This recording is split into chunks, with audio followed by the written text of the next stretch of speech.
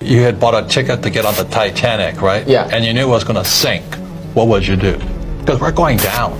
Yeah. And this is the difference. Crashes make the rich richer. Yeah. So the bull goes up the stairs, the bear goes out the window. So if you want to get rich quick, I like the crashes. Because you can buy low.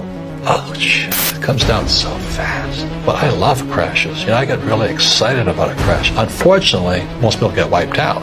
But nonetheless, the facts are crashes make the rich richer. So if you want to get rich quick, it's when the Titanic is going down. You can sell lifeboats. This is Accounting 101 under 60 seconds. There are 3 financial statements that you need to know. The first one is a balance sheet. It provides a snapshot of a company's finances and can be expressed as assets equal liabilities less equity. Assets are what the company has, such as cash, inventory, and equipment. Liabilities are what the company owes, such as loans and accounts payable. The difference between assets People that are successful are the ones that are working on the business as opposed to in the business. So every time I see an entrepreneur and I see that they're working in the business, I'm like, okay, dude, you're not going anywhere. You can't scale working in the business. You got to think, how do I work on this business to make it this kind of its own living, breathing thing that operates without me? So I'm going to be talking to people who want to make changes. So if you're not willing to make a change, don't come. Go back to school and learn nothing. So there's 4 intelligence we all have.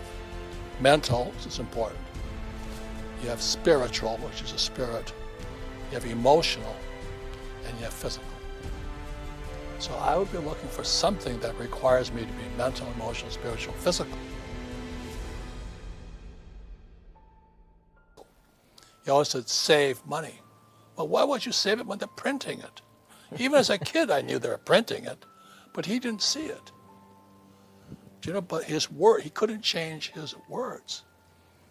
And he says, get a job. I said, but what about being an entrepreneur? He didn't know what entrepreneur meant.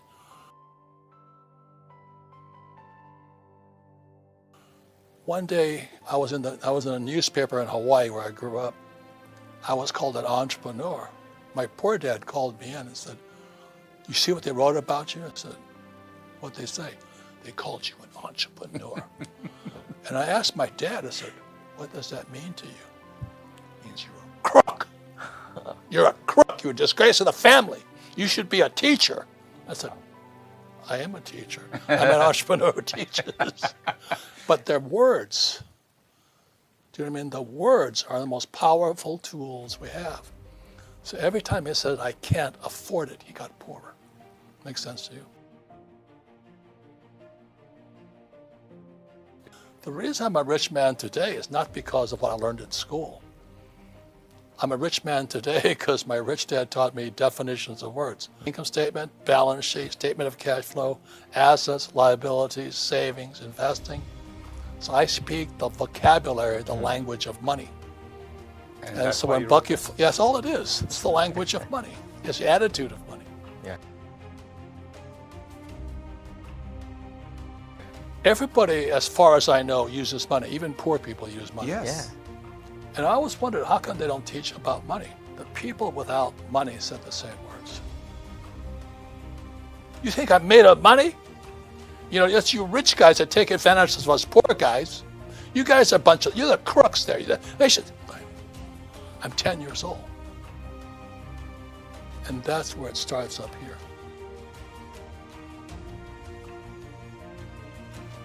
Everything school teaches you keeps you poor. Right. Look, one of the biggest mistakes schools make a mistake on, they tell you don't make mistakes. Yes. Well, how do you learn something you don't make a mistake? Yeah. Do you know what I mean? A baby doesn't learn how to walk unless they fall down. So could you imagine being a little baby, you fall down, the teacher goes, you stupid kid, you stupid, you'll never walk, you'll never walk. The kid would never walk. Well, that's a very good question because it goes back further than that. In the US dollar, which today is a reserve currency of the world, became dead.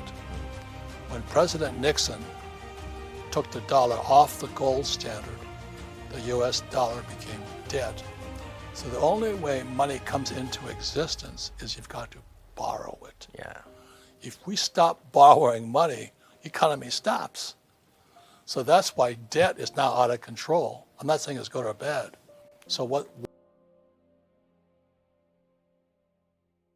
why America and the world's in serious trouble? You have Federal Reserve banks, you have the Treasury Department, you have all these academics who don't know how to use debt. So I was taught to use debt to get rich. Most people use debt to get poor. But the thing is, money is debt. And so there's other people, like this guy Dave Ramsey's a friend of mine. He says live debt free. I'm $1.2 billion in debt. 1.2 Billion. with a B, guys. But I use debt as money.